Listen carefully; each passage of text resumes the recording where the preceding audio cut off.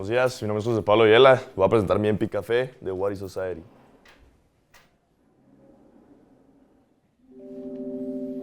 Every day, we live inside something invisible. It shapes what we wear, what we say, what we do. We call it society, but what is it really? Society began as a survival. Shared safety, shared stories. We created rules, roles, rituals. We built structures out of fear and of hope. It wasn't perfect, it was human. As we grew, our systems became machines. Efficiency replaced meaning. Control replaced freedom. We built walls, economies, hierarchies. Some rose, others were left behind. But why is society a mirror? Society isn't something separate from us. It reflects what we love, what we hate, what we ignore. Every silence, every vote, every act of kindness, it adds up. We are not just shaped by society. We are its shape. But the thing with mirrors is that they can crack. Systems can change. Society isn't set in stone. It's clay in our hands. Every generation rebels, questions, reimagines, and later builds again. Society is not them. It's us, you, me, all of us. The question isn't, what is society? It's, what do we want it to be? To understand society is to understand us. But to every coin, there's two sides. Society is very selfish. What do we tolerate? Noise over truth? Injustice? As long as it's not too loud. We tolerate hunger if it's not in our neighborhood. We tolerate loneliness if it's not in our home. We tolerate hate if it hides behind tradition. The thing is, what do we protect? We protect story, culture, each other, when we remember how. We build walls around values, and sometimes tear down walls around hearts. We protect the freedom to speak, to love, to grow. Society is our shield when we choose to make it one. And what we dream of, a world where difference is key. Society is too small to matter, too powerful to push. We dream of one, of purpose, of peace, with noise and meaning in chaos. Dreams shape policy. Belief shapes orders. Imagination makes nations. So yeah, society isn't only a system. It's the stories we tell when no one's watching. It's the choices we repeat, the people we listen to, the pain we ignore. And most importantly, the hope we refuse to let go of. Next up, how to thrive in a society. First, we thrive when we care, not just for our families, but for strangers, for the people we'll never meet. A strong society is one where we lift the weak, not ignore them. Second, we thrive with trust. Trust in our institution, yes, but more importantly, trust in each other. No society thrives in suspicion. Trust creates cooperation, cooperation builds progress. Third, we thrive by building, not blaming. Blame is easy. Building takes effort. But if we all put one brick down every day with purpose, we create something lasting. And fourth, we thrive through purpose.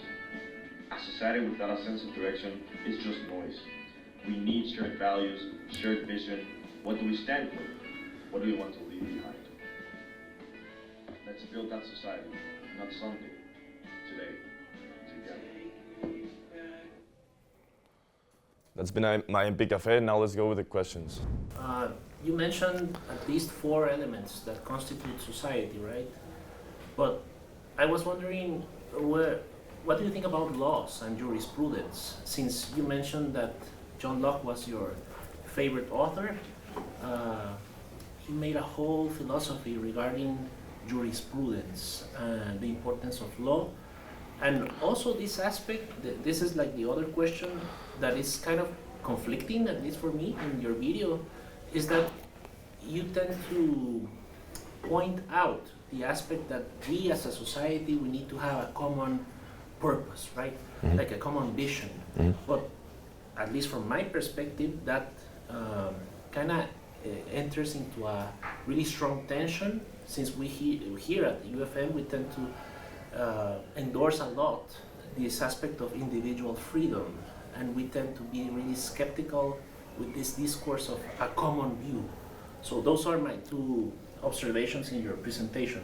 I don't know if you have something to share. Yeah, so talking about the law is something that sets a restriction to society, and it's a crucial part for a society to develop and to thrive.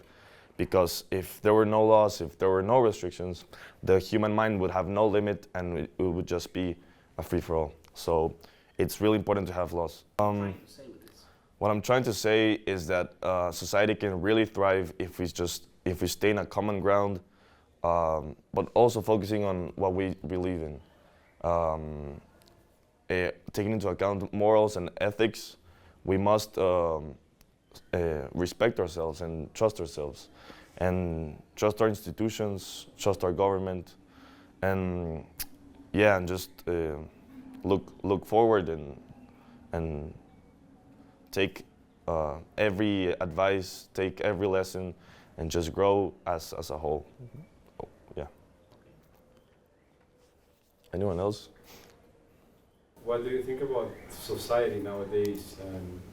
Upon this question, what do you reflect on the future of society? With modern technology, there are many possibilities. There are many ways to grow. There are many ways to expand, to create knowledge, to influence people. So by simply having the capacity to influence someone, the world can change in a good way or a bad way. So it really depends on humanity itself, and just helping out each other, and just trying to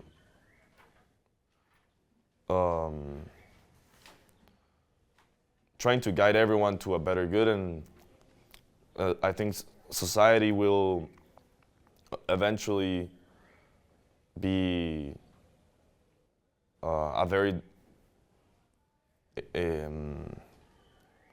in a very developing state in history. Anyone else? Do you think that humans are selfish? Is like their nature is being selfish, or what do you think about that?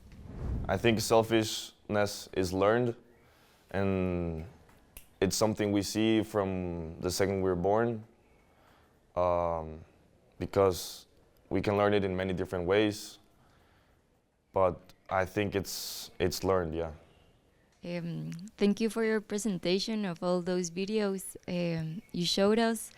My question, after your analysis and creating this video, what do you think is your role, you as Jose in the world, as a citizen in a society? Like, what do you think are your duties, or what is your part in all of this system, or in your own society?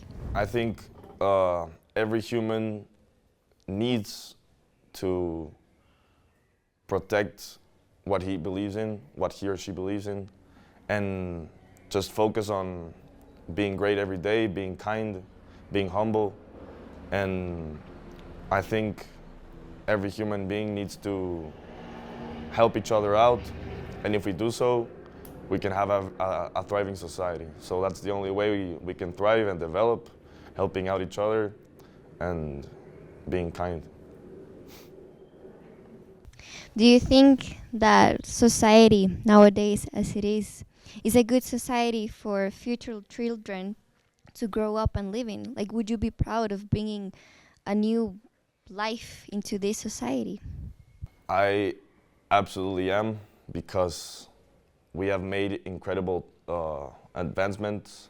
We have made great technology. We have set many great foundations, even though there are some things, some factors in society that cannot be changed and that are significantly bad for society, I just think that there's hope, and I think we can really change the world simply by being yourself, not getting corrupted. And I do have hope that society can grow and be a great place for future generations. I have a follow-up question, because you mentioned that we have good values, you said? What are those good values that you think that they're good in society? And you also mentioned that there are some things that we can improve, of course. What are those things that we can also improve? We can definitely improve in education, health, and overall altruism, and just helping each other out, just being kind. And there are some values that are present to this day and that are seen everywhere in this world, and it's kindness, reaching out, giving a hand. So yeah, there's definitely hope. Thank you. Hi, my name is Averina, and I'll be answering what is society. It's a group of people that share that same beliefs and also like the same values. There are different types of societies. For example, we are a society, and we are within a country, but there are different societies even within La Marro. Today I want to show you two different types of societies. The first one, it's the national team, a soccer team that for us, we're a society. We're defending our country, we want to represent our country, but also we're fighting for ourselves. We're defending our pride because we know what we do. We have worked really hard to be where we are, but we share the same values. So I want to show you.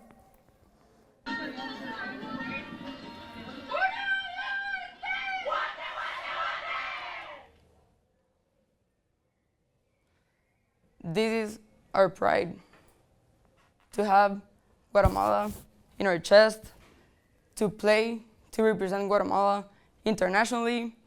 Here it's in the US, and you have, just on that picture, you have, I think, 7 or 8 nationalities. Yes, you're playing for a school, but you're also representing your country. You have one society as a team, but also you're representing a whole country. For us, as soccer players, it's meaningful. It means everything. Just to be there, it's our pride, but we share the same values. And I think as society, it's not only like following the laws. It's what unites us.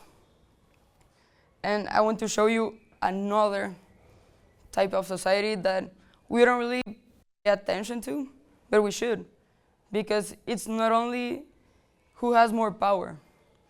If you have the resources, you should help people that need that help. And for example, a country is not going to get better just because you have more power. We should help each other to actually help the country become better. And this is one of my biggest loves. This is an orphanage, and we went to play soccer just to share with them some time. For us, it's just 3 or 4 hours. For them, it's the best day of the year.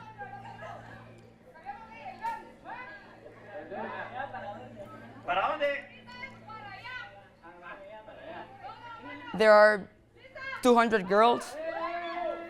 Here, I had 80 girls playing soccer.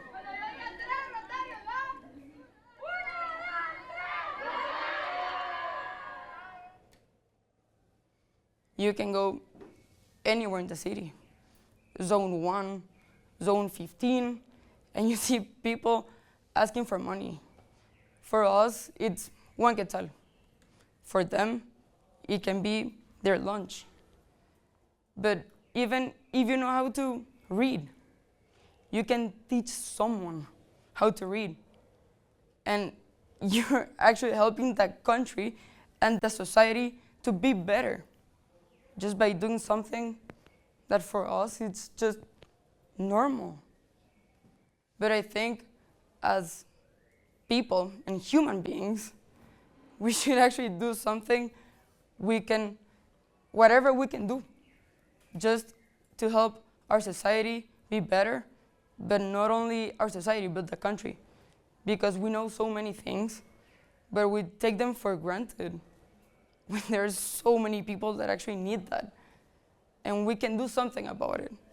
So I ask you guys, what is something you can actually do for your country that you don't do? Just because it doesn't mean anything to you, or it's like a waste of time. But it can actually help your country be better, and even your society. 2 blocks away, you see people asking for money. What is something you're not doing, but can actually help your surroundings? Just with the like something super little, but can actually be good for everyone. I felt a lot calmer.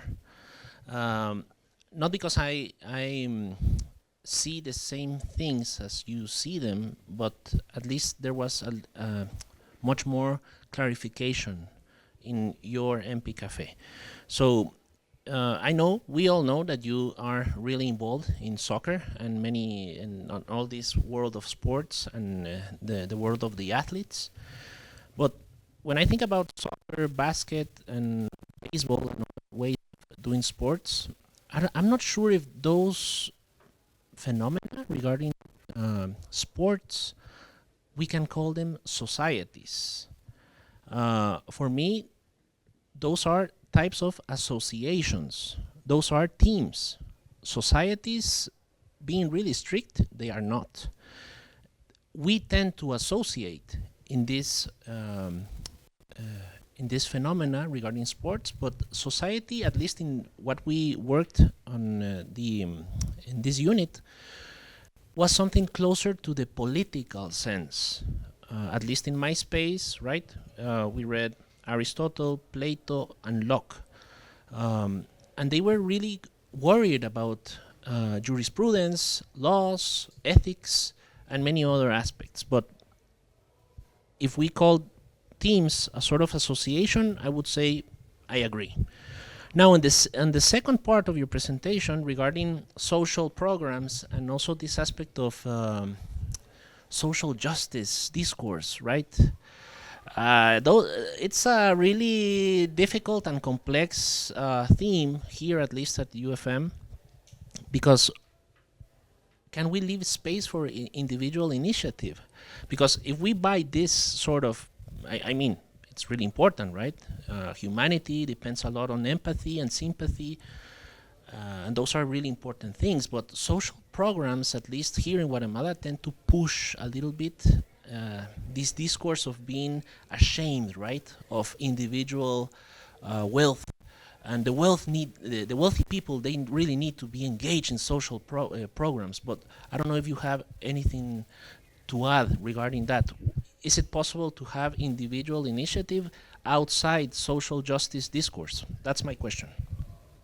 I think you don't have to be wealthy to actually do something, because I think a lot of companies, they do some sort of community service because of the law. They have to do it because of the law. But you do such a little thing that you don't have like a big impact. You don't want to waste money, but you don't have to spend money to actually help somebody. Like I mentioned before, just to teach someone how to read. It's something like super easy, But I think a lot of people do community service because they want to feel better. Or, oh yes, I'm doing community service, and they post selfies. You shouldn't do that.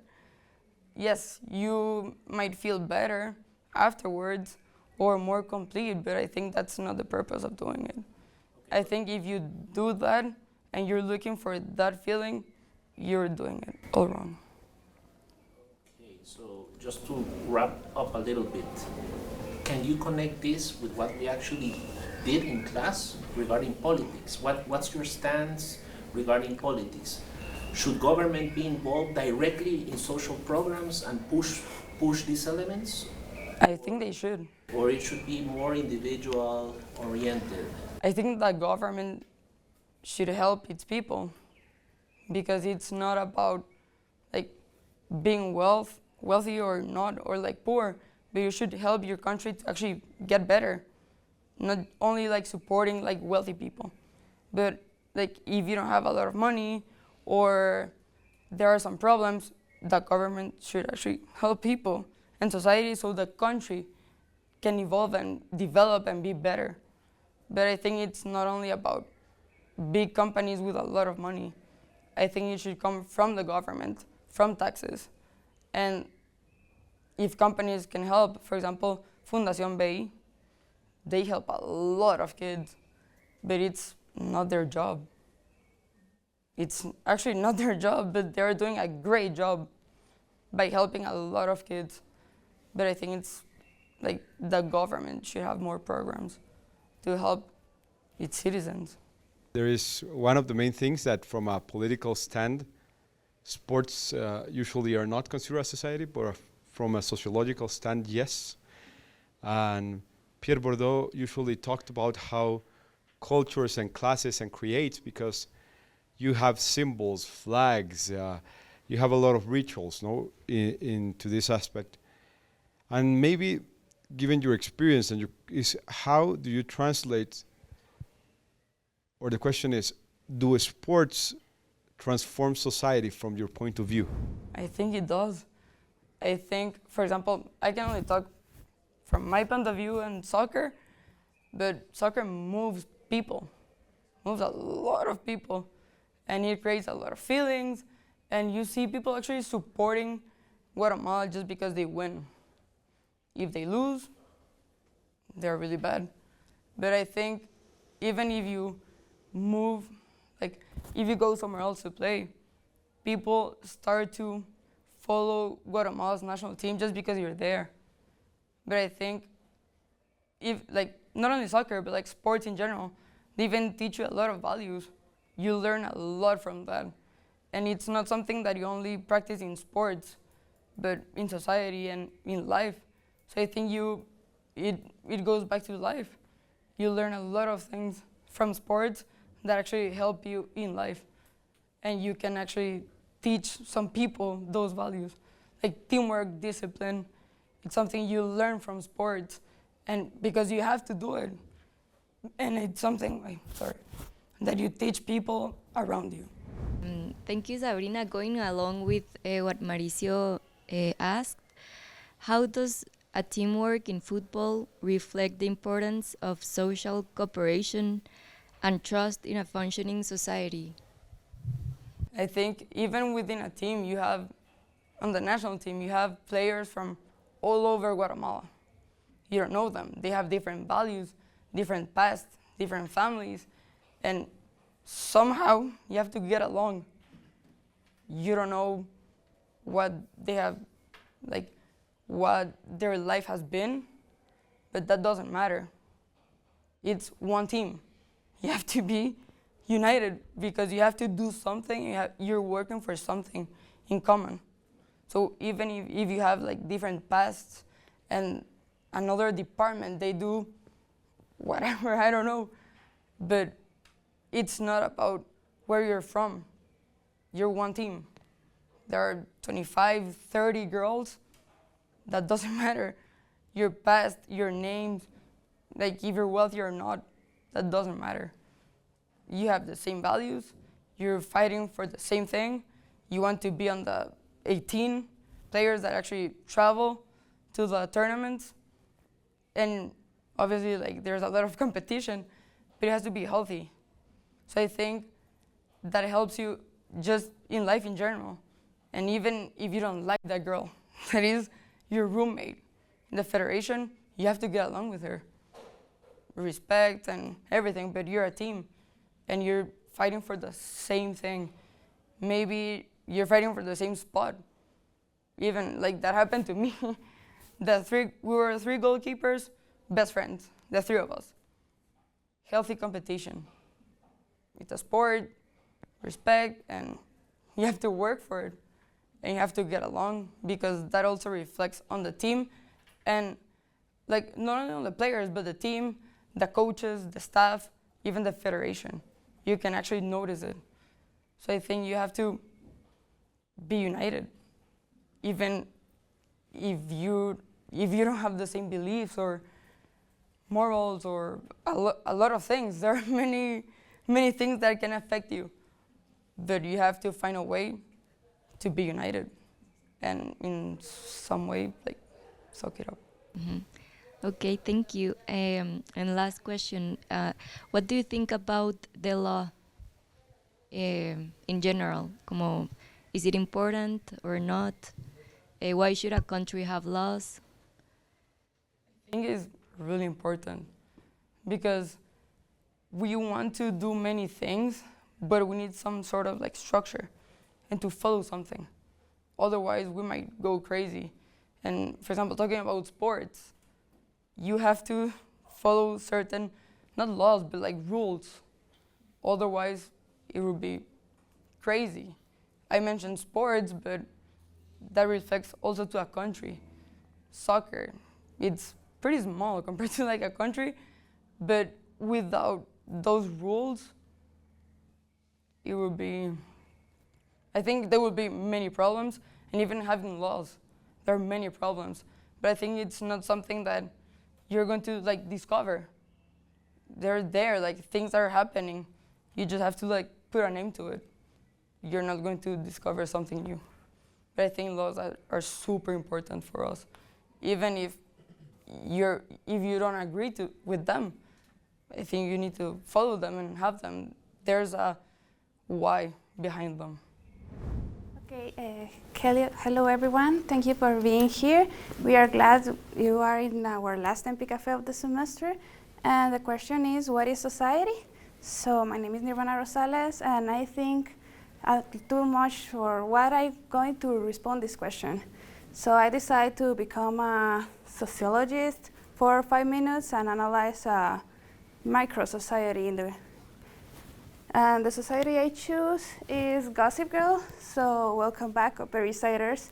We are going to analyze the society of Gossip Girl. So first, what is Gossip Girl and how it functions in this TV show? So they function like a panoptism world. We have text messages, and all can be a Gossip Girl. So there's only one Gossip Girl that make a filter for all the message and the information all persons send. But you are always the eyes and the words. So you can text a lot of images or text about what you see and what you know. But what are on the spot of all these messages and why?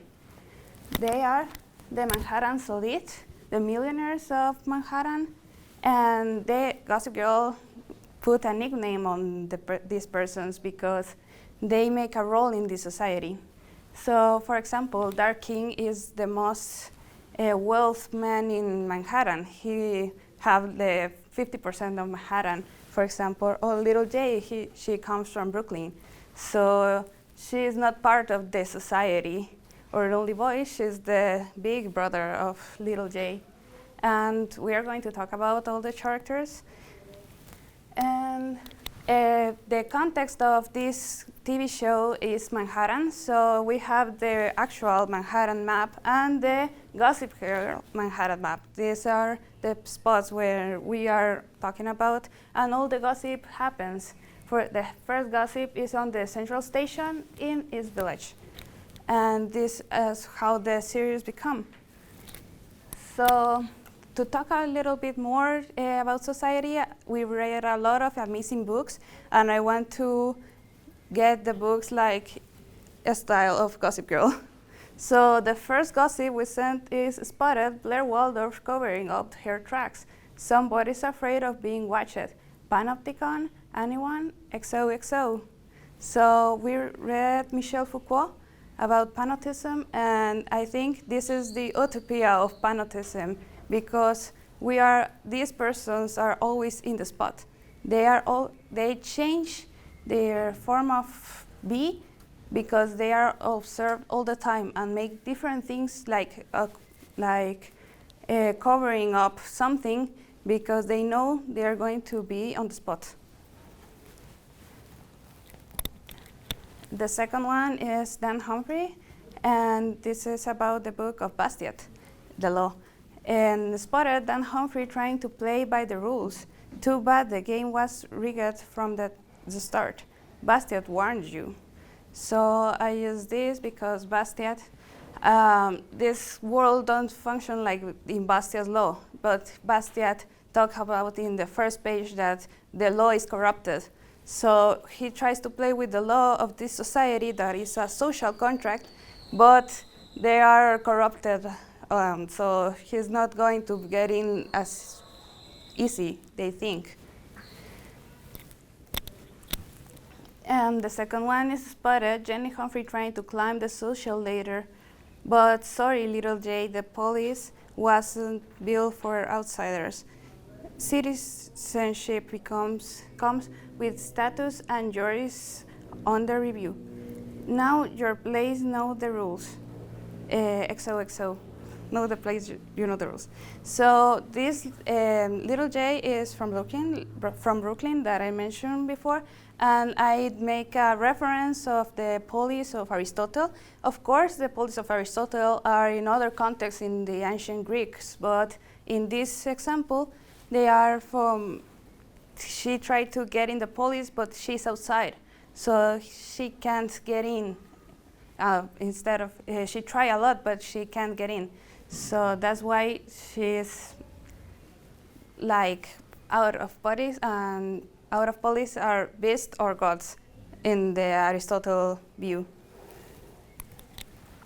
And in this I tried to do something like different, because spotted Chuck Bass playing God in the Upper East Side. Loss, consent, social contract, please. When you are born with the throne, you don't sign the rules, you write them. Locke might call it tyranny. Chuck calls it Tuesday. So for Chuck, for Locke, you can't be like heredar the throne. So, but he is the perfect example for a tyranny, because he don't care about the law, he don't care about the justice, he only cares about his necessities. So he is the worst nightmare of Locke. So that's why he is my example of trying to explain Locke. Is the counterpart of him. And spotted Serena van der Woodsen glowing on the cover of page 6. But don't be fooled, Upper East Siders. It's all just showdown play. Reality is overrated when the reflection is perfect. Step off the cave, if you dare. So this is a reference of Plato's Republic, Book 2, the example of the cave, because her reality is her reality, but it's not real. She's always on the spot, so that's why she becomes like in a world that she knows, like in the cave, they have shadows. So they understand what the shadows are, but they don't understand what is outside the cave. And that's why she never knows what's the cave outside. Instead, she dared to get outside. So my conclusion of what is society is that in the Upper East Side is not too different from the real world. It's just better lighting. But maybe it sounds like a little creepy in this world. We live in a world like all of us can be Gossip Girl in social media. But the society have experience, but we can be a better society coming back to the basics like life, justice, private property, and freedom, liberty. So think about it because you can make a lot of damage if you are a gossip girl. And if not, enjoy your life and be happy. So thank you very much. You know you love me. XOXO, Gossip Girl.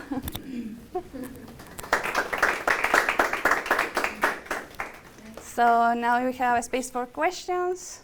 Yes.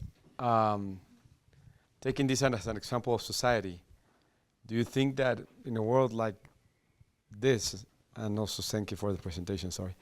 In a world like this, are they dictators or people that use power in order to maintain the status quo as we've seen in class?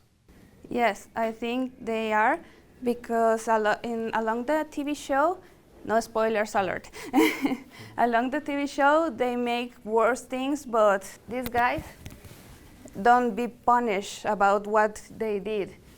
Dark King, Queen Bee, Golden Boy, and the It Girl, because they are from the Manhattan elite and have power, influence, money, and other resources to get away from the troubles.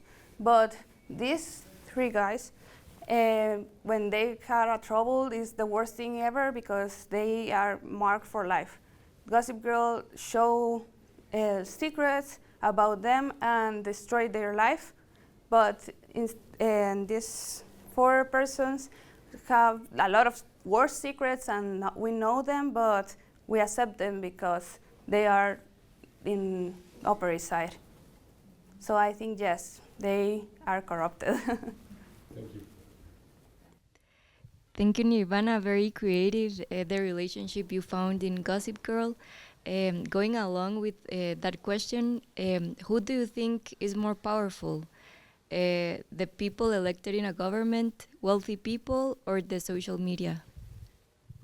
I think in Gossip Girl, there are social media, and in that time, because it's like 2010, the TV show, it's like a utopia because they're not like that easy. But right now, in those days, they are too easy to get lost information, bad information, and the masses are always looking you if you are doing good, bad, and influenced by others said, like the influencers have a lot of power. So I don't know if they have more power than government, but I think they are very powerful, so they can make a change for worse or better. So I have two questions actually, and this is a pretty fair example of society because I've seen that TV show as well. First, you mentioned luck. In luck, how does human nature reflects on society? Okay, in luck, human nature reflects society because they act like their instincts, and sounds a pretty rare reference, but they don't think too much in the show, so they only just act because they know that they have no consequences. So I think that's the nature part of this. Okay. Thank you. And yes, like you also mentioned, there are like people that are somehow in power, and I just want to ask as a follow-up, like, how easy do you think you can change society, depending on who is in power, who is influencing a country, for example, like Jose said, in a politic way, or you can also view it as in like a Gossip Girl way. Like, how do you think, like, how easy can society change regarding of who's in power? Okay, I think the only fact that we know in human life is that change is a fact and it's always happened, but I think it's not that easy to change like society because we are humans a lot of time ago and we are pretty same of the humans in the past, so that's why we are have changes like social media or industrial revolution or something like that, but we are the same humans, so we don't change a lot in societies. Thank you, Nirvana. Never did I imagine I was going to initiate my morning experiencing this mashup, this merge of Gossip Girl, which I love, believe it or not, and also philosophy. So congratulations on doing this really interesting merging on both of these contents. So going back to Little J, I don't know if we can go to the slide where you describe Little J's character. Would you agree that probably if we go back in time and make this comparison between Athens and the Upper East Side and all this sector, right, of New York, would you consider Little J as the barbarian then? Since, right, in the views of both Plato and Aristotle, they tend to describe a lot how important it is to belong to a specific area, right? In this case, Greece. Yeah, I think, of course, it's not in a barbarian way that Aristotle described in his book, because they are like beasts in politics of Aristotle. They are like have nothing of humans. But in this context, I think they consider her a barbarian because she came from another world and outside of the police, that the police are the Upper East Side and all the society that becomes in that part. So she's from Brooklyn, and also his brother, that is Dan Humphrey. And I think both of them are always in a kind of outside area. They don't become like in this police because they consider different. So, yeah. Thank you. And just one last question. Looking at this from a distance, it's fascinating to see how pop culture and this series specifically has become a cult classic, right? But what do you think about the North Americans' views regarding Gossip Girl? Since do you sense like there's a there's a critical theory, societal critic towards this sort of views and these sort of values that we see in, and anti-values that we see in the series? Or is it aspirational? Is it critical or aspirational? And at least from Guatemala and this region, it's fascinating because we have a double filter, right? We tend to see this as something absolutely weird and outside of our reality. But I don't know, what do you think about this? Okay, I'm going to... I think it's aspirational. Why? Because when Gossip Girl gets out, it's going to be only a movie. Mm-hmm. It's like a continuation of the production before Gilmore Girls. So they want like a Rory Gilmore in Blair Waldorf, but this series then becomes a series of one season, but people likes a lot, so they decide to be a series of 6 seasons. Mm-hmm. So that's why, and the not the president, but the governor of New York City make a day in honor of Gossip Girl, because they love a lot and think there is an iconic series to explain what New York City functions. So I think it's aspirational because, for fun fact, is the 21st of January, the Gossip Girl Day. Mm-hmm. So I think that's why it is aspirational, because they want to become them. And in the series we can see it, like when they say like the little girls in the school, in St. Jude's, like they are their heroes. They are like the masters, and so that's why I think it's aspirational, not critical. Okay. Thank you very much. Thank you all for coming. This is our last presentation of the semester in general. So I hope you enjoy it. I'm going to make like a series again of meditations and reflections. regarding the question that is society something natural or artificial? Because when we started this meter question, I had this same like disturbing, because what is a society? Like we don't see it in nature, so what is it? So we're going to start with Aristotle and his view of nature, because Aristotle thinks that everything that is created has a purpose. So we humans have it too. And that society is like the greatest expression of that purpose, because nature does nothing in vain, and we cannot be separated from nature. So societies and state is part of this maximum expression of our nature and nature itself. But now we have a problem, because Locke thinks differently. So we're going to make an analysis with these two opposites, and we're going to see what Locke has to say. Locke refers to a state of nature instead of a nature itself. He says that the state of nature of us humans is to be governed by reason, because this characteristic of have a critical thinking is only something that can be seen in us. We can see it in animals, for example. So, is it possible to live without a government and just be governed by reason? That's the question that Locke puts on in our minds. And it has problems, because then it comes the state of war, and we are going to explain it.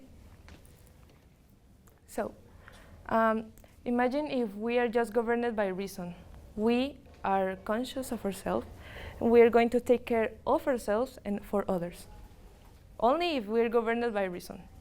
But it is fragile, because what if someone wants to go against the rule? What if someone harms you? Well, Locke says that you have the right to defend yourself, but again in the nature state. But we have a problem with that, because is this justice?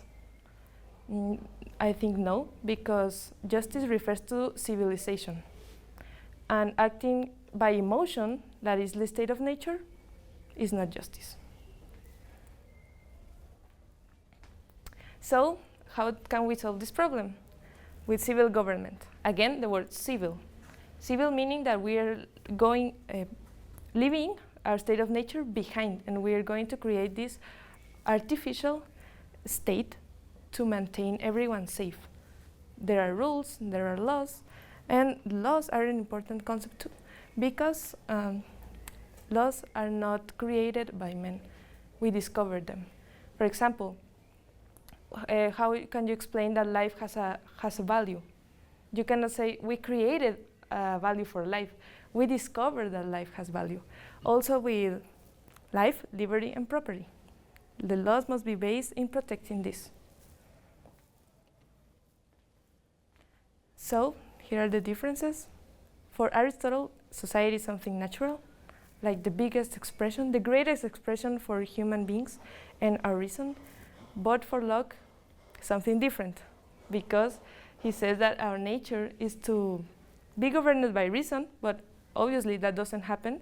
So we abandon that state and we conform society to protect ourselves. And I want to end with this quote that I think is pretty nice. Anyone who cannot form a community with others is either a beast or a god. Meaning that we only can live in society. We need each other. Society exists only if we're together. So that's it. Thank you.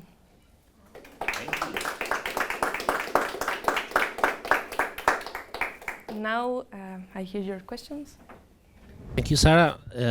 Congratulations on doing this great presentation, both aesthetically and regarding the content. And also, I want to mention this and also to congratulate you in your way of doing the exposition.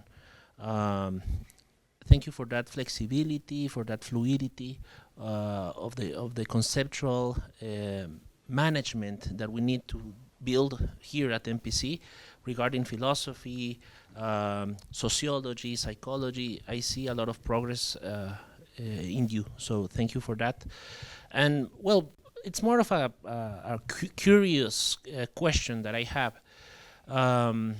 Do you think then that justice is natural or unnatural?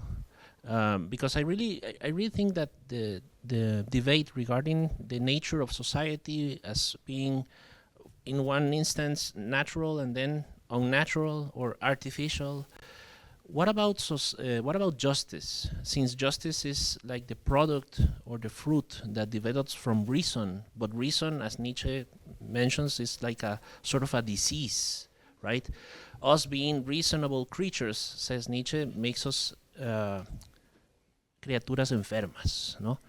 So what do you think about justice? Is justice natural or unnatural to seek? Justice, as I understand, is the complement of law, and law is able to protect life, liberty, and property. So if we are able to protect this, we are accomplishing justice. And as law being something natural, because we cannot invent it, it's not artificial, then I consider if we really achieve justice, it's something natural, because it's protecting the natural laws. I have a question. If you can go back 2 slides, I think. Another one? That statement or sentence you wrote, where law is not made by man, he discovers it. I have a question. If a human only discovers law, then who or what decides what the law is? I think there comes the legislation, which is different from law, because law must be only focused on this, on protecting this. But the corruption of law becomes with corrupted legislation, which goes very, like, it has nothing to do with these concepts. So law is not decided by men. Law is in nature, and we discovered it. And it's our purpose or our responsibility to accomplish it, to protect what is ours by nature. Thank you, Sarah. That was an amazing presentation, by the way. I just have one question. You can say, if society is harmony, why do people turn on each other? If we go with luck, again, with the state of nature, it is something fragile. It can achieve harmony, but it doesn't tend to. It's like very unlike. So why do people turn to each other? Because they go against reason. They act by selfishness. What only matters is what I want for me. So I go in war with the other, and yeah, that's why humans tend to this, because we are not truly governed by reason. If we would, well, there will be a totally different world. I really like the presentation, and also I like the author. One of the main things is seeing your view on the whole semester, trying to see that, and seeing now your presentation. What has changed about your concept of society before and after learning this? At the beginning of the semester, I didn't have it clear, and I was just like pessimist. Everyone is corrupted, everything is wrong. There's like no hope. But now I understand that how we work, how even I work, because I didn't knew these ideas, and are like really important to understand why things are like they are. And now I think it's very more complex than I was expecting when I first entered to university. But I think I can say that now I have like a great picture, but also I still need to learn to learn more, but yeah, I think that not everything is bad now, and that with education we still have hope. So if there are no more questions, this is the end of the semester, our last presentation. Thank you all for coming. I hope you enjoy our presentation and that you can take something away from this.